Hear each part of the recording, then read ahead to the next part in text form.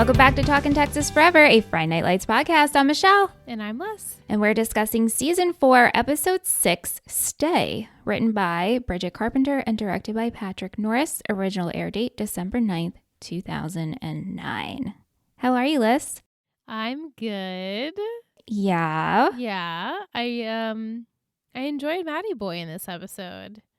Okay. I'm glad to looking hear forward it. Discussing some things. I have some comments. Yeah, we'll get into it. So in this episode, Eric devises a game plan against a tough team. Matt and Julie go to a music festival in Austin, and Tim reunites with Lila. Ooh, she's making a face, y'all. She's making a face. We'll get there. Let's start with the Lions, though. So we have an upcoming televised game against McNulty. They're undefeated, and the Lions still don't have a quarterback, but they're making it happen. So far, so good, right? Yeah. Yeah. Coach Taylor, he's getting interviewed. There's going to be media coverage. He doesn't want to get wrapped up in it. So he tells the team, including Stan, like, don't give them anything. What made me LOL is Tinker laughing. Yeah. When the reporter's like, do you guys think you're going to win? And Tinker just cracks up. He's like, no, of course not. And Coach is like, what kind of dumb questions are these? Next, I know. like, you're wasting my time. I'm like, oh, sour. Yeah, and he just walks off. Coach then has Tim and Billy work with the boys, which I loved this so much. Yeah, it was good to see Tim on the field again and kind Billy. of like stirring up their. I know because we've never seen Billy physically play football, so it was just cute. It was a good scene. Them just tackling them. Yeah, Vince and Luke, they were given a task by Coach to go watch McNulty game tapes, and so they go to Sears to watch because Sears has a VHS player. I love this. Stan, isn't it so good? Yeah. Stan works at Sears, and JD McDick and Kevin and the other buddy, who I don't know who their name is, they walk in, they start trying to start shit with him, and Stan shuts it down. I love this scene so much. Well, first Vince was like, you have a problem? Because I don't mind having a problem with you. And then Stan comes in. I was like, oh, Stan. I know. stan you, Stan. Always. And then Vince was like, I didn't know you were from the East Side. I love it. Yeah, Stan is having lots of moments in this episode. Yeah. And then Stan was like, pay attention.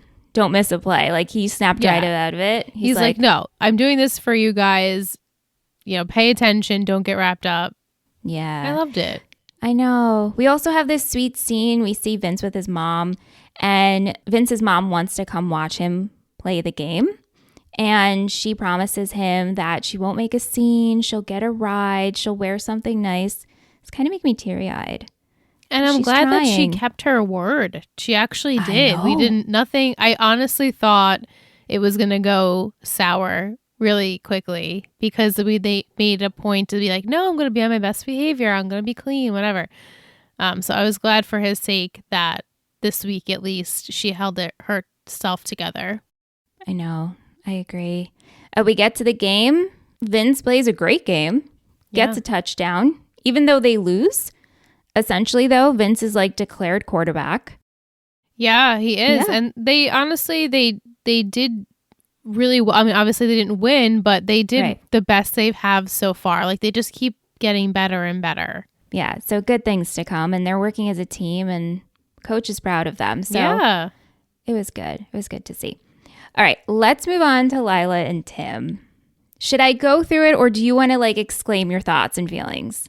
Let's just go through it. And maybe as you explain, things will spark my tongue, if you will. Ooh, okay. All right. So Lila's back in town. She comes to see Tim. They quickly get back to where they left off. You know, she does say, you didn't return my calls. You didn't answer. I reached out. Yeah. Yeah. Yeah. But I don't know. It wasn't good enough for me, the explanation. I were to assume that they ended things because they were going to different schools Again, didn't have to happen. You didn't have to end things. People do try long distance. But then we're to assume that Tim just never reached out after that. I mean, like, we don't know who started the conversation truly, because when we see them, she's like, I'm going there. And he's like, I love you. I want you to do what's best for you. We don't have this, like, we're going to go separate paths conversation for the audience. So I'm just still feeling like a little bit like, what did happen there? And then she does show up and things go exactly right back to where they were. And then I feel as though when she left again, it was like, what was that all for? You know, like, and I get it. Like, you see a partner after a while. You come home from being away and not used to life, and you come home and it's like, a blanket, safety, security. There's my Tim, my love, and I have a connection with him, and I'm home with my dad. It all makes sense, right? You revert completely back to where you're going to be. But they're moved past that. And now I feel like we didn't make any progress whatsoever. Well, if that makes sense. No, and that pretty much sums them up. I mean, Lila realizes for sure that things can't go back to the way they were. Like, I've evolved as a person. Sometimes you come home and you're like, I don't know why I'm here. And it's like homesick. And Tim is a part of that story for her. And I think this was their closure for them. They both needed this. And there was like some great moments we had with them. I love them going out with Billy and Mindy. I love just all of their sweet moments. Like, yes, you forget just how swoony Tim Riggins can be. Like, he was on his perfection boyfriend game, you know, saying all the right things and begging her to stay in a way, even though he knew it wasn't going to happen. And then in the end, I guess because I don't know what the future holds and you do, so you're looking at it differently, I felt like we could just pick up doing this again, like, next season. Do you want to know? No, I don't, because now I kind of have a better understanding. By the way, like, you're describing it as that there's their closure, so I feel as though they won't decide to get back together at the end of the day. But I guess I just needed to try it one more time. But I also feel like that it's like, I don't know, I call bullshit. Like, you guys can make this work. I don't know why you're trying to close the door on it. I know, but I think deep down, like, when Tim shares his dream. Yeah, she's like, what do you want? What do you, like, he just says you, right? Like, which is great. What 18-year-old boy says that? I know, but like, to me, it's heartbreaking because it's like, you have no drive. Yes. I was your drive. She's known that. The whole time. That. Yeah, and she just had to somehow, not that she had to hear it again, but she got swept up in it. And I think these two absolutely love each other, but it's just not the right person for each other. Right. Like, as she does make him better. Yes, but she does. It's only when in the presence of her. Right. You know, he's not actually changing. He's just changing to appease her because he loves her and wants her to be with him and happy and have their life together. But he doesn't actually have any true goals or aspirations that are not her. And I was like, God damn, like, if I was 18-year-old and I heard Tim Riggins say, like, all I want is you and that's it, I'd be like, done. Okay, I'll move back. You know, like, I know. I was so proud of her to be like, well, no, actually, you should want more than this. Yeah. But man, was that swoony. Really, so swoony. I was dying. And it's genuine. You know, he's not saying that just for her. He truly, I mean, like, he is heartbroken. What a story. He's so heartbroken. Like, when you first meet Tim Riggins, he's this quintessential player, guy who doesn't give a shit. You know, cheats on Tyra. Yeah, women are expendable to him. Like, he doesn't care. And then after Lila, he's like, no, actually, I'm good with you. Let's just have our lives together. And he doesn't see anyone else but her. And I there's something to be said about that. I was like, wow, changed man in a way. Yeah. And also such an arc for Lila too. I mean, she's come so far. She was Yeah. this whiny I girlfriend. know. Well, I mean, she dealt with a lot with Jason, but I mean, we're like, she needs to do something for herself. She needs to want to do something and start her life. And this is And her she doing did. it. And I'm proud of her. Me too. Yeah, she really made a turnaround for me Yeah. as a character. Yeah. I mean, so did Julie. Like, there isn't anyone besides like McDick that at this point I can't stand watching, but I did struggle with her because of the way they portrayed her storyline in the beginning, and obviously now I'm like, oh, my little girl, I'm so proud. Yeah. What did you think of this scene where Heartbroken Tim, after he drops Lila off at the bus and he's sitting with Becky, and Becky's like, Bubba, what do you better think soulmates? Are you heartbroken, Tim? God. Blah, blah, blah. And he's just like, shut up. What did he expect was going to happen when he decided to sit next to her? He could have sat in his trailer and drank his beers. I know. You know? I think it's like misery one's company, but a silent company. Right. Like, just be there for me. I'm going through something. I just want to drink my beers. I don't need your advice or your banter, especially because you really, truly can't understand how I feel right now. Maybe she has, she makes it seem like she had this first love and how it's so great, but then you'll have another love. And like, that's a mature thing to say. How do you know that? At this point, maybe she's going based off her parents, right? Like, maybe she's seen how her parents had been in relationships, or maybe she's just imagining, because she did get her heart broken in a way because of Tim. She's like, yeah, like, you love someone, but then like, that's it. You can go and find someone else.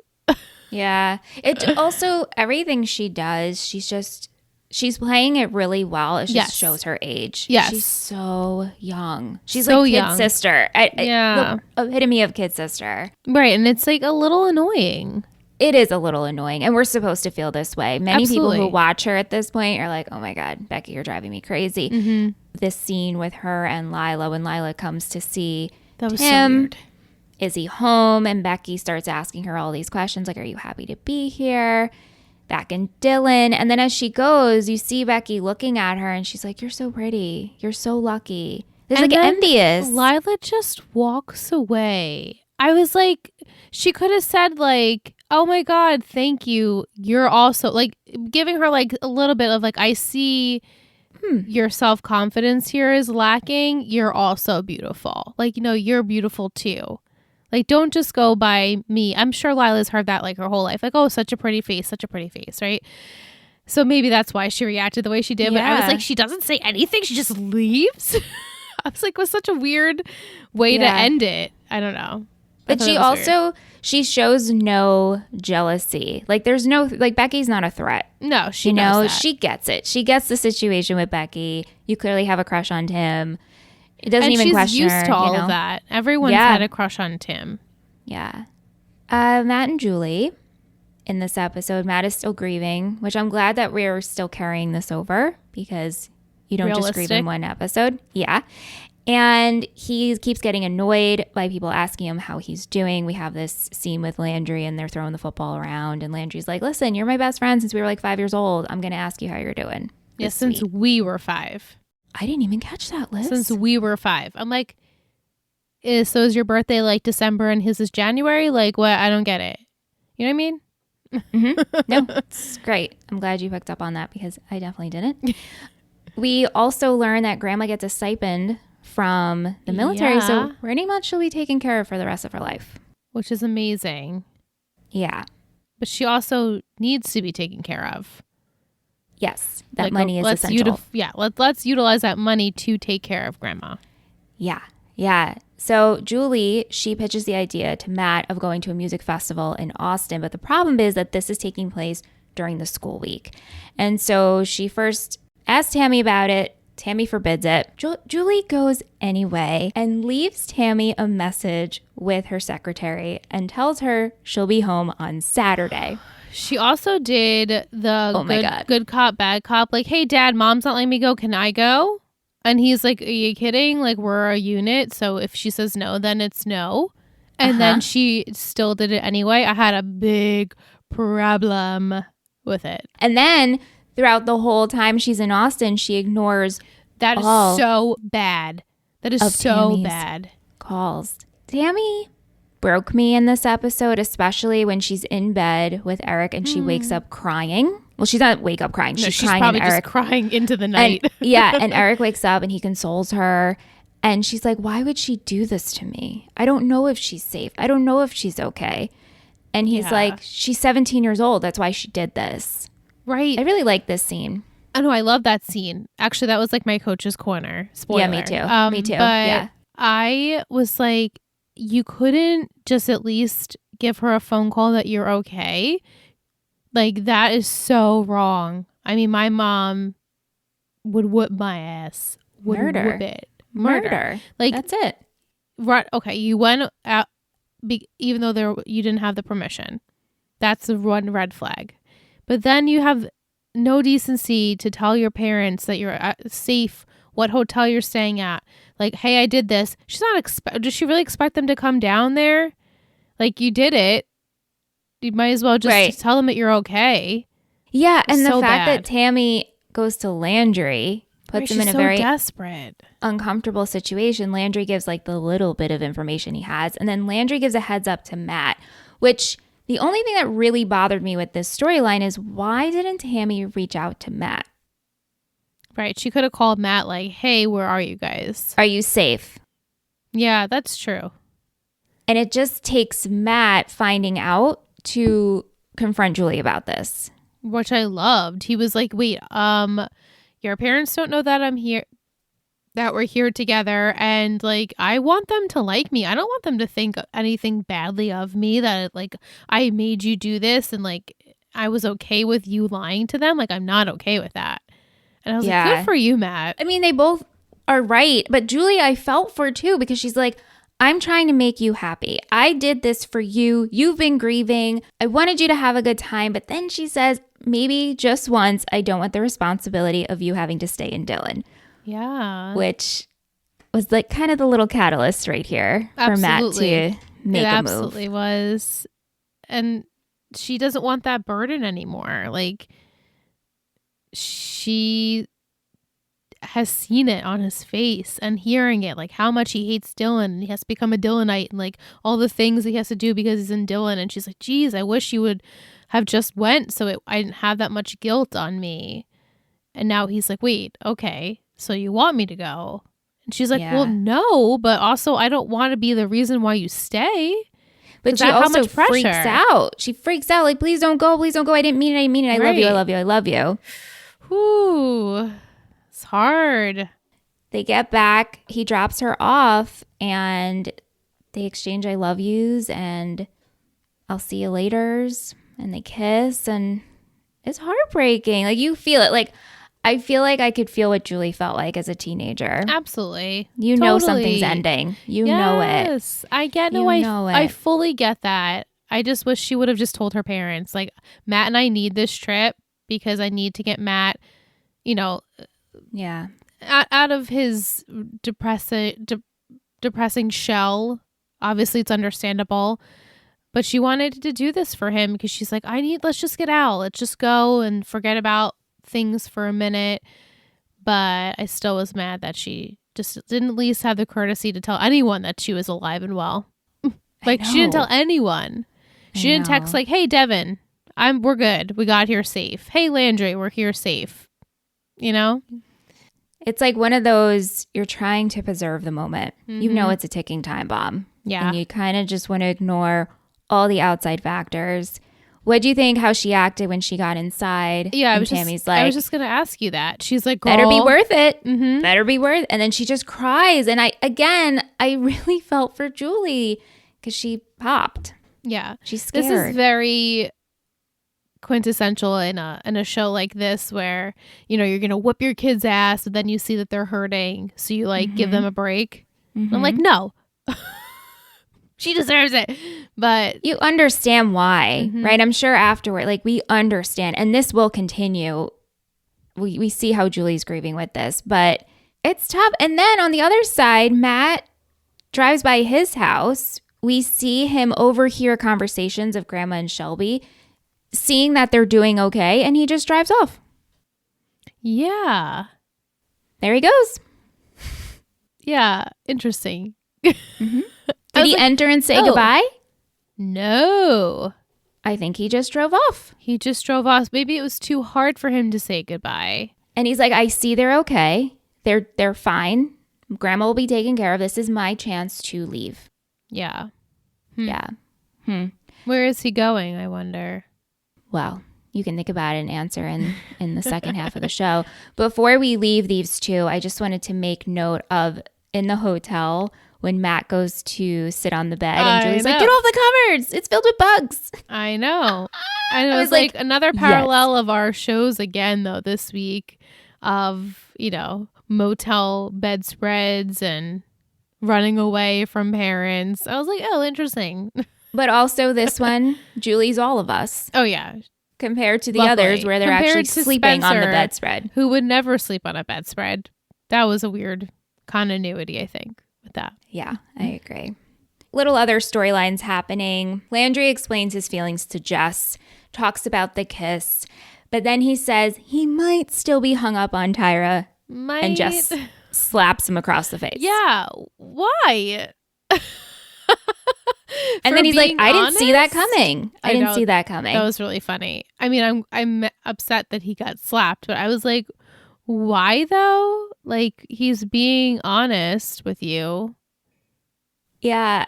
I don't know. I don't really know, to be honest. Like, was it, I'm going to slap some sense into you? Boy, I like you. Like, wake up. Right. Like, oh, don't harp on someone else.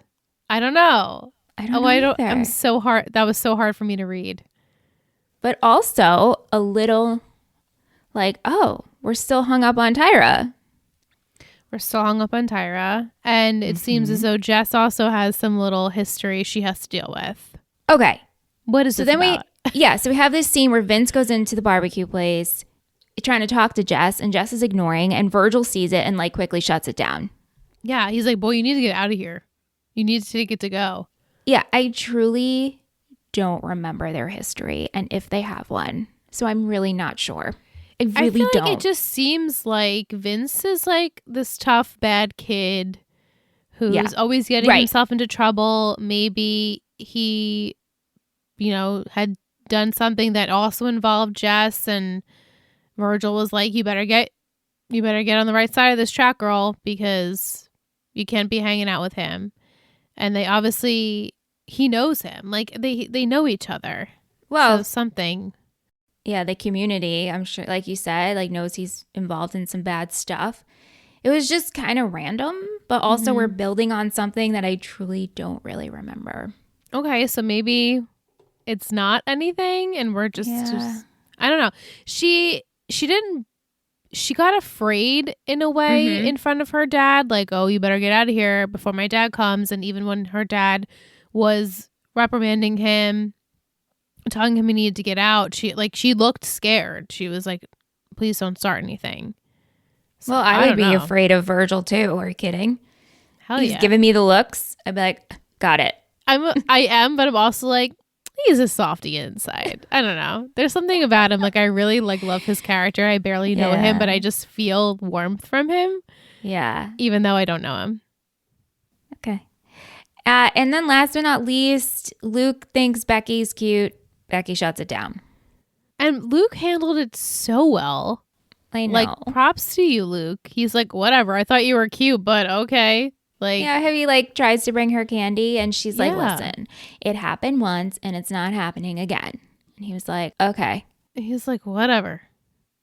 Got it. Well, what happened? Did they kiss? Did they hook up? Like, they don't make it seem like, I don't know. Did something happen, or did they actually just have a date and talk to each other? Right. So, like, was he bringing her candy because he's like, thanks for last night kind of thing? Or, hey, I thought of you. Here's some candy. Yeah, and she even says, like, I bet you told the whole team about us. And he was like, what are you talking about? Yeah, he's like, I just think you're cute. That's all. Like, I don't know what she's getting at. She's paranoid. She is. I mean, look at her home life. Reputation. Yeah. Like, look at her mom. Mm-hmm. So, yeah, that's this week's episode. Summary. We're going to take a short break and we'll come back with your questions. We hope you're enjoying this week's episode of Talking Texas Forever, and we appreciate you listening each and every week. All of our shows are funded by our buddies who pledge to our Patreon, and it means the world to us. We have tiers starting at $1 and offer some pretty cool perks like guest hosting on the podcast, listening to episodes a day early, an invitation to the best group chat ever via Discord. To learn more about our network and everything we offer, check out patreon.com/Total Buddy Podcast Network.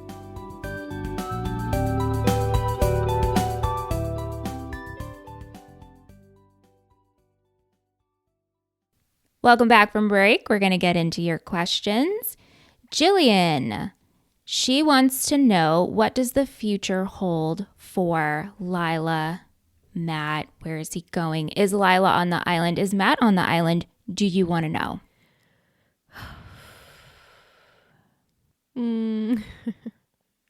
I don't believe either of them are on the island. I feel maybe Matt will go to Chicago. That's the only place he's ever talked about going besides being in Dillon. And then Lila, what's the future for her? I think she'll just, she'll thrive and succeed in college. And then like in season 5, we'll see or we'll hear something about her. I don't think necessarily we're going to have a whole big storyline with her again, but we'll probably reference her and see her maybe one other time, like her face in the finale or something like that. And like maybe same goes for Matt. I expect him to at least have a closure moment with Julie and with his grandma and his mom. Like, I hope we get to see them reconnect again. Okay. So I won't confirm or deny because that's what you prefer. Yeah, I'm okay with not knowing this. All right. Okay. Where is Tim and Becky's relationship going? Nowhere. It's going nowhere.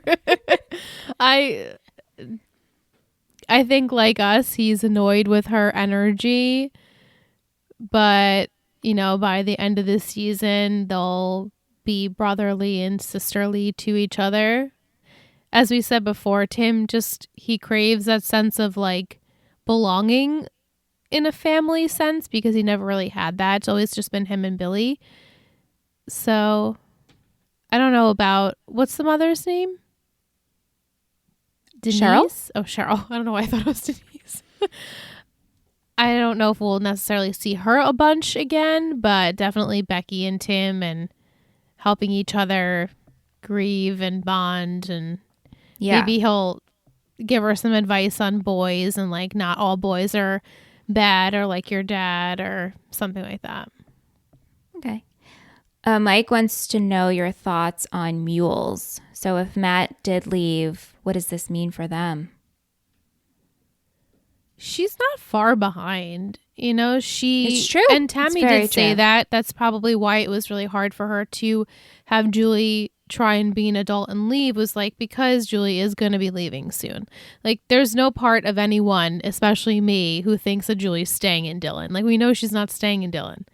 So hey, I would like to see her, maybe she goes to Chicago too, or she goes like to a connecting state where they could like take the train and see each other, or like, hang out on weekends. Like I think they'll be okay. I think out of everyone, they may be endgame.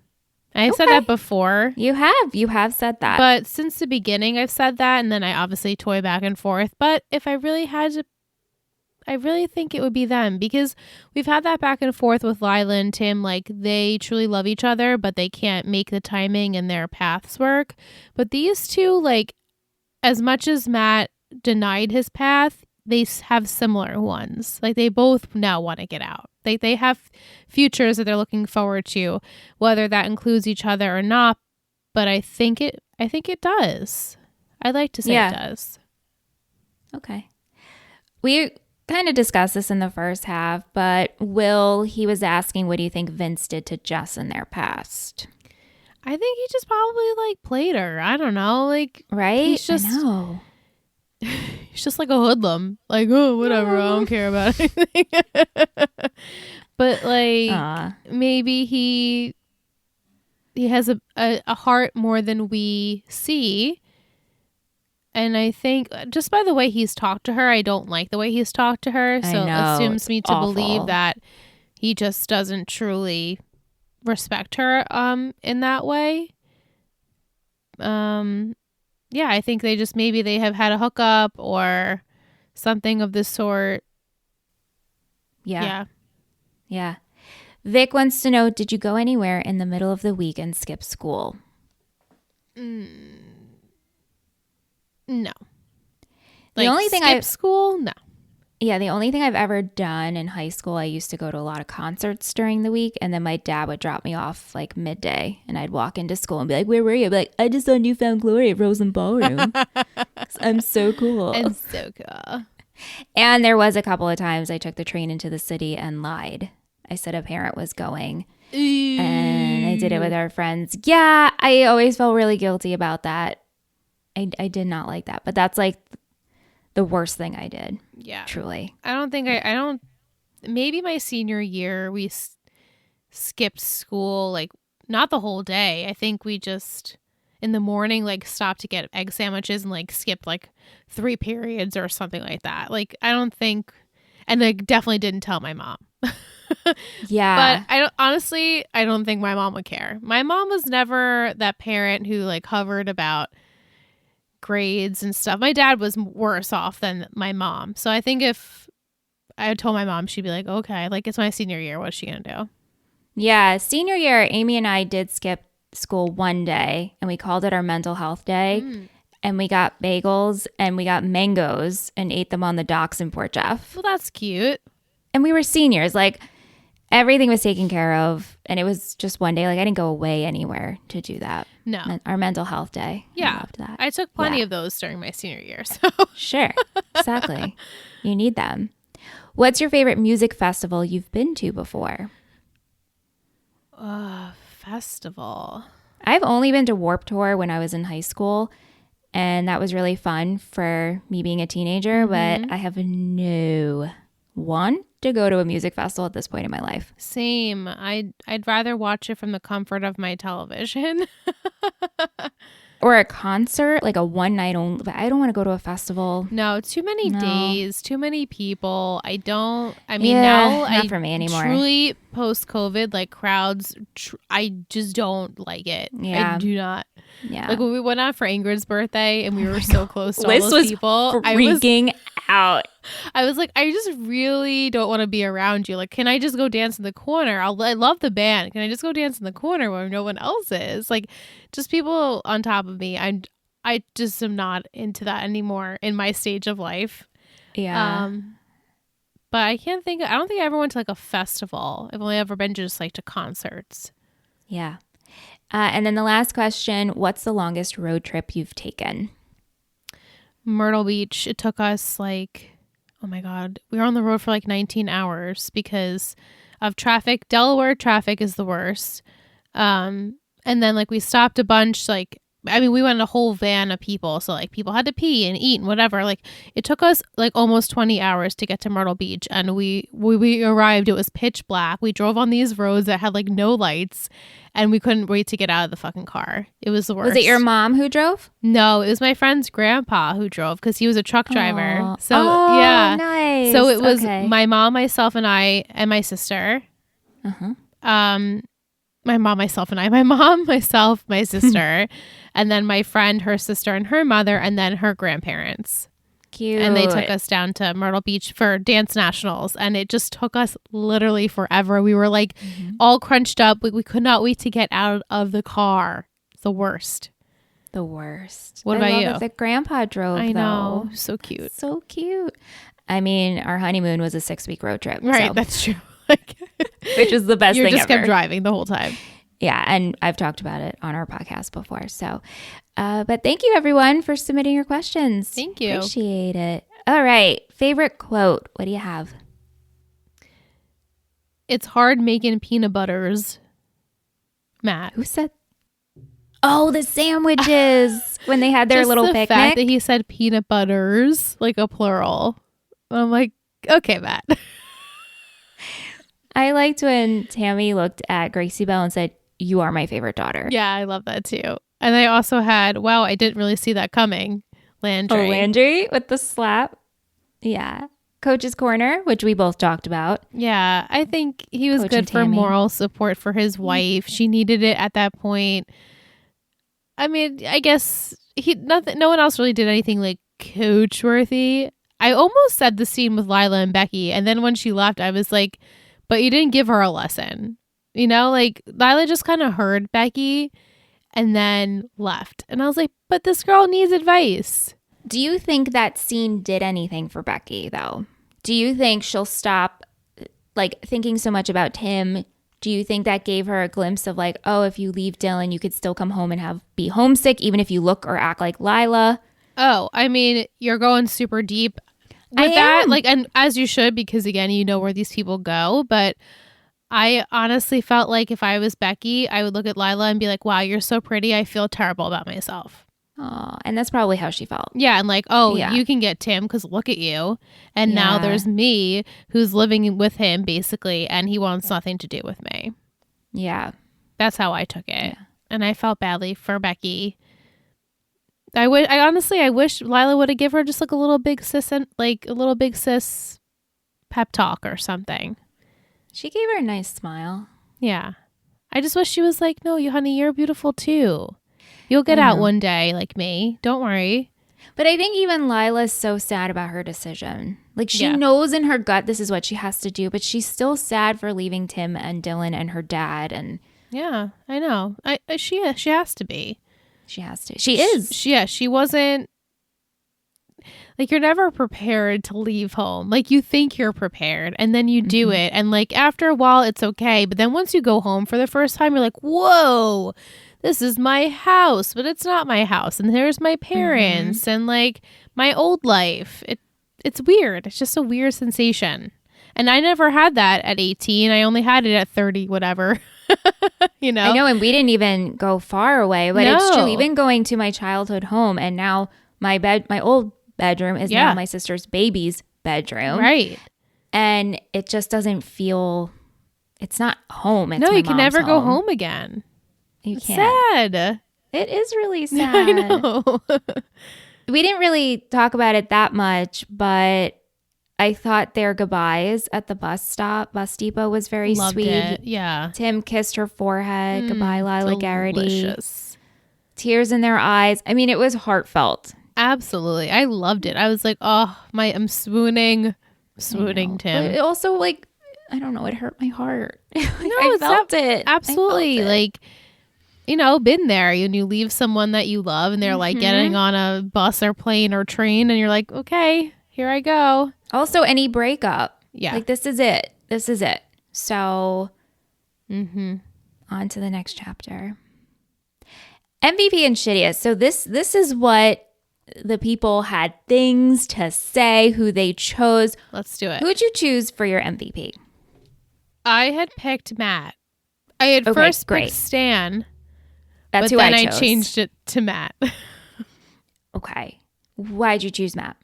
I mean, Matt was great. Yeah, he finally understood, like, okay, yeah, I am staying here for Julie, and she doesn't want me to just stay here for her. And I shouldn't, and I should move on.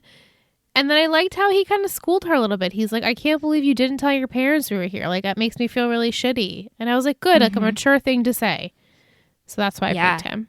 Yeah, we had votes for Julie, Luke, and Stan. I chose Stan. Your shittiest. Who did you choose for your shittiest? I have Julie. Yeah, so across the board was Julie, except Jillian chose Tammy. Okay. And she said, your daughter told you exactly where she was going and whom she was going with. Calm down. You have every right to be upset that she went anyway, but it was a pretty minor display of rebellion. I'm glad she comforted Julie instead of reprimanding her at the end, and Jillian chose Julie as her MVP. Interesting. Yeah, and Will chose Julie for going full the Swede on her mother, even if it's a bit sad. So, like, when Jillian sent that, I was like, oh my God. Because I was just like, I was shocked. Yeah. But thank you, Jelance, for always making us shocked, honestly. Her hot takes. I didn't necessarily enjoy Tammy in this episode. I did feel like she was lugging around like a sad sack. I know, but I understood why. And I think she also, in the back of her mind, like I said before, realized, okay, my kid is growing up and I can't control it and I have no way of stopping it. And yeah, so I can see why she would pick her as the shittiest. Maybe not like the ultimate shittiest, but I didn't like necessarily love her. Yeah. I mean, my cop out was JD because he's always shitty. And I understood Julie, so I didn't want to choose her as the shittiest. But right. Yeah, I was like, Tammy, I like did a double take. I'm like, am I reading this right? Yeah. Thank you, guys. All right, let's get into our booster of the week. Liz, who are we honoring?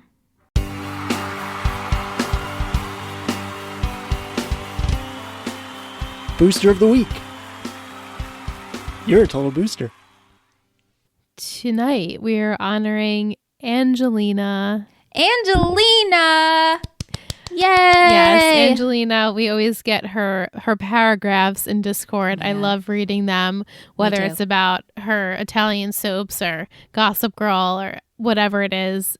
She's been sending a lot lately, so we just wanted to shout her out and say that we appreciate her all the time, and we really do love when you get to share all of your thoughts and people chime in. It's just great. So thank you very much. Thank you, Angelina. We love you. Okay, so an emoji for this episode. I was thinking a bull. A bull. Because Lila rode the bull in the bar. Oh, right.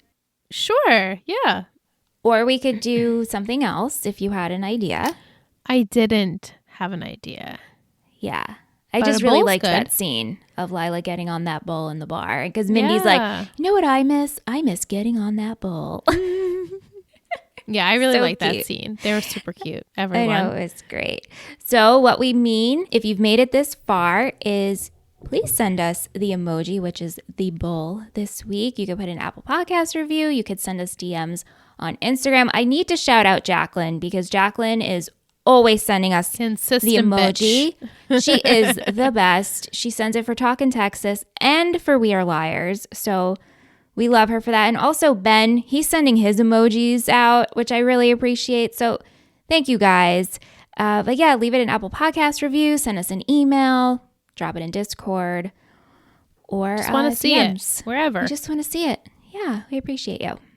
Next week's title, episode 7. I can't believe it. Wow.